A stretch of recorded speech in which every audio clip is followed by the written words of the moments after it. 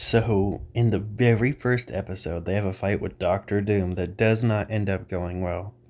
Um, it's just like a test because it's revealed that the reason he had kidnapped Invisible Woman was because he thought she was an Invisible Woman, and he was right. She was a scroll.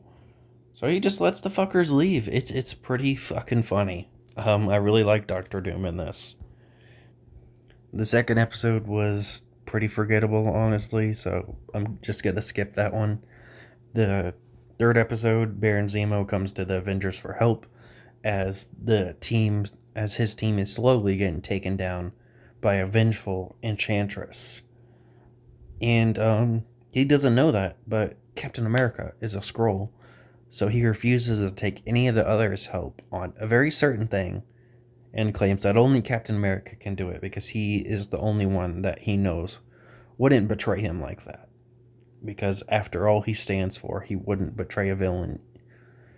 But of course, Captain America does betray him because it turns out he's a Skrull. We never get Baron Zemo's reaction to the whole Skrull thing. Um, I thought that would have been cool. We do see Zemo one more time during an episode in space where Wasp is like, "What about Zemo?" And Captain America's like, "Trust me, we don't want him out." But that is the last time we see Zemo, and that's after the whole debacle with Captain America. It's kind of weird that they never did anything with that. The next episode, Ronan Accuser comes to Earth. Captain Marvel beats Ronan the Accuser with the help of the Avengers. And then Marvel is just like, "You don't know what you have done." And honestly, there really isn't any consequences to it. So, I mean, he had thought the Kree would absolutely destroy them, but he was kind of wrong about that. So, it's just kind of a foreshadowing for something that never happens. The Kree does try and stop them, but they're still taken down decently easy. We actually get to see Scott Lang, which I did not expect. He steals Ant-Man's suit, and he hires Iron Fist and Luke Cage to get it back, and they do. And he realizes why he stole it, and um, he helps him get it back. And then he gives him the Ant-Man suit and calls him Ant-Man now. It's kind of weird, but I guess it was cool. I always love seeing Iron Fist and Luke Cage. It's really cool to see them here. The next episode, we get this guy named Michael Korvac who seems to be experimented on, but it turns out that he's like kind of a bad person now. He killed a lot of people and was laughing about it. So now the Avengers and the Guardians of the Galaxy don't like him. And then when he realizes his girlfriend doesn't like him, I think he kills himself. It's not really explained. Kind of a weird episode, kind of skippable. It's cool the Guardians of the Galaxy show up. They never show up again, but it's cool they show up. The next episode is where we finally get the tension about the Skrulls, where Nick Fury comes to Iron Man, knowing that Iron Man will go straight to the Avengers, and he tells Iron Man that he believes there's a Skrull on the team, and it's most likely Hawkeye. Um, it's just to help him get reactions, and he's I don't know. It's just some Nick Fury plan. We get Jane Foster's last appearance, even though she was supposed to be like a big love interest for Thor in the first season, but she only appears once in season 2, 7 episodes in, and then just never appears again. So I guess it's cool we saw Jane Foster one last time. The next episode, Thor and Beta Ray Bill fight for a little bit. Um, Thor realizes Beta Ray Bill is worthy. He offers to let him have his hammer. Odin says no. So they make him his own hammer and they team up and go fight people. It's pretty solid kids episode. We learn Enchantress is working for Surtur. That doesn't really go anywhere. Um, they do have like a episode later in the series where Thor promises Scourge he'll let him go try and free Enchantress from Surtur, but that also doesn't really go anywhere. Some of this stuff may have went somewhere if we got a third season. I have no idea. But as far as this season, a lot of this stuff does not go anywhere, which sucks. The next episode is about Red Hulk, where they make a little small, quick joke referencing the comics, which most people probably wouldn't have got. And the reason why they believe Red Hulk is the Hulk is a joke about how Hulk started out gray. Because Stan Lee originally wanted Hulk to be gray, but they ran out of like the color in the ink or something, or it wouldn't like print properly. So then he decided to do green instead. So in Hulk's very first issue, he was gray. So Maria Hill makes like a reference to that. But at the same time, this probably isn't the show to be referencing comic books when one of your characters is Ant-Man the Wife Beater. Just saying. The next episode, Captain America teams up with Nazi Viper to escape from prison. And they do. And in the next episode, they try and pretend that the Avengers have been captured as Skrulls.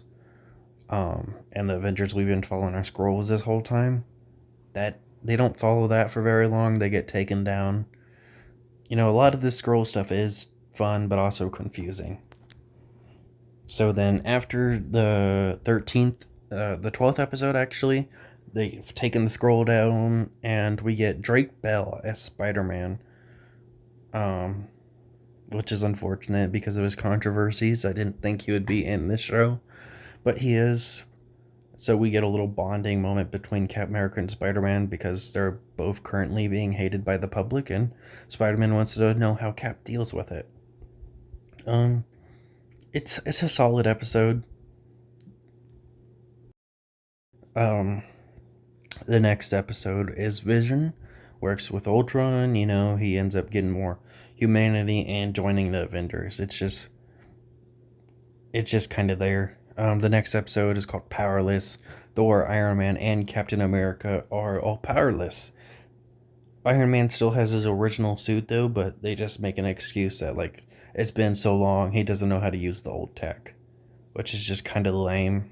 I'm pretty sure he used the old tech in one of the older episodes in season 1, but I guess not. They also have the Wrecking Crew, but exclude one of them, which is really stupid. I forget his name at the moment, but he's the red and white one. I don't know why they were still 4 members. Hawkeye was still working with them. That wasn't to like, and the Avengers don't even end up defeating them.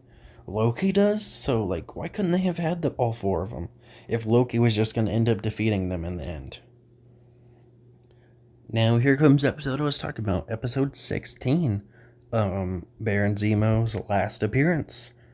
Some bugs attack the space carrier, and they free a few of the villains from prison to help them fight. Abomination, the leader, a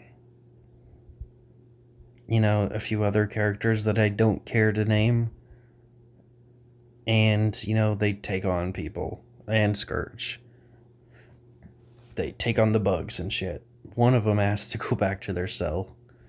But yeah, that was the last appearance of Zemo. Just kind of a mediocre episode, just kind of a filler episode. It's a kid's show, I'm not gonna hate on it. Now this is the second appearance of Vision. This is really where he gets his humanity. But we all know what's gonna happen, because it's Vision, man. So, Vision gets his humanity and kind of joins the Avengers, but like he doesn't really have that many appearances throughout the rest of the season, which is fair since there isn't that much of a season left. Season 2, episode 18, we get Yellow Jacket, but it's Hank Pym. Wasp is very, she thinks it is Hank Pym, and the Avengers don't believe her because Hank Pym had died earlier, but of course he didn't. So throughout the rest of the show, Hank Pym just wears the Yellow Jacket outfit. The next episode is about Purple Man, where the Avengers take over the world due to mind control, but Vision is able to free some of them, and it helps them take down the people.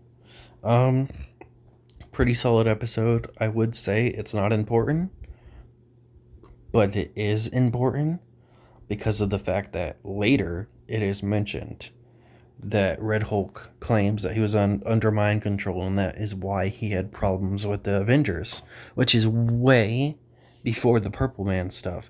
But now, when Iron Man scans him, he has like like some, I don't know how Iron Man says it, but he says there was like some mind control shown when they had scanned Red Hulk, so he couldn't have been lying. But it was obvious because of the Purple Man stuff, because Purple Man was mind controlling everybody. Of course, he has essence of mind control. Everybody had it. I don't know how Iron Man, one of the smartest people, just kind of glossed over that. What a dumbass.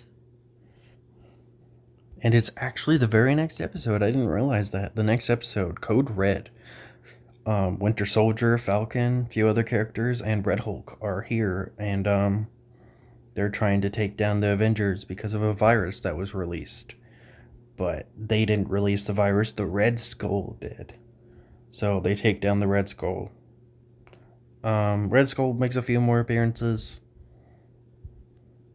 Captain America decides to try and research Winter Soldier because he thinks it's Bucky. He turns out to be right, obviously. Nick Fury be's more aggressive about it for some reason. Not really something we usually see with Nick Fury. Um, but at the end, Captain America ends up letting him go. Of course he does. And then in episode 22, Red Hulk joins the Avengers. He does some superhero stuff. So now they believe he's a superhero because, like I said earlier, he claims that he was mind controlled to attack the Avengers. And he did have an essence of a mind control being in place at some point, which was obviously because of the Purple Man stuff. Iron Man. But, eventually they find out that Red Hulk was actually a bad guy and they take him down. Um, Captain America is the only one that sticks by Hulk's side, which makes sense because early on in season 1, he's one of the people that goes, with Hulk. He's very strong with his word with Hulk. He tells Hulk, "You're a superhero, not a monster." And, it makes Hulk happy. Hawkeye has always been by Hulk's side too, though they may have their little squabbles every now and then, which made it very frustrating that Hawkeye never took up for Hulk's side in this episode. He barely had any lines, and the only time we see him is like when he's giving Red Hulk a tour. This man basically replaced his best friend for no reason. I don't know what they were trying to do. But then in the end, Hawkeye and Hulk are friends again. No hard feelings, I guess. Wasp also ends up joining Captain America because of the previous thing with Yellow Jacket and how nobody believed her and she wanted to give Yellow Jacket a second chance when she thought he might be a villain. And now they're doing the same to Hulk. So it's just okay, I guess. But I really like the Red Hulk episode. I like seeing his snotty ass finally get taken down. So the new Avengers consist of characters we've all seen at least once, if not more, besides one character who's basically brand new. We get Spider-Man, who we've seen in episode 13 of this season. We get War Machine, who we saw in the second episode of this season. We also get the Thing, and we get Iron Fist and Luke Cage. The only character who is basically brand new is Wolverine. We did see him in a flashback in the very first episode with Captain America. At least I believe that was the first episode. It was one of the first episodes of season 1. We saw him in flashbacks of the World War II war, which is pretty well known that Wolverine and Captain America fought alongside each other in the war in the comics. At least I think it is. So, it's a brief little scene with them working together, but this is the first major appearance of Wolverine. He kills some dinosaurs. They are able to get away with it by using shadows, which was pretty cool. And they take down Kang. Pretty fun episode. Then there's a little two-parter where they take on the Kree, they win. Marvel sacrifices himself at first, but then realizes he can change the Kree Empire for the better or whatever. I never really cared for the Kree storyline, so I'm glad it's over with. And then the last episode, they fight Galactus, and there's some funny moments with Yellow Jacket, stupidly going, fucking way too fast, trying to get this done as soon as possible, even though this guy could like eat their entire world. But I did think one of his lines were pretty funny, where he goes, What's Galactus gonna do? Eat the world more?" Um, but of course, they end up taking down the Galactus, and I guess it's a pretty fun season finale. Though I wish this show would have went on for longer.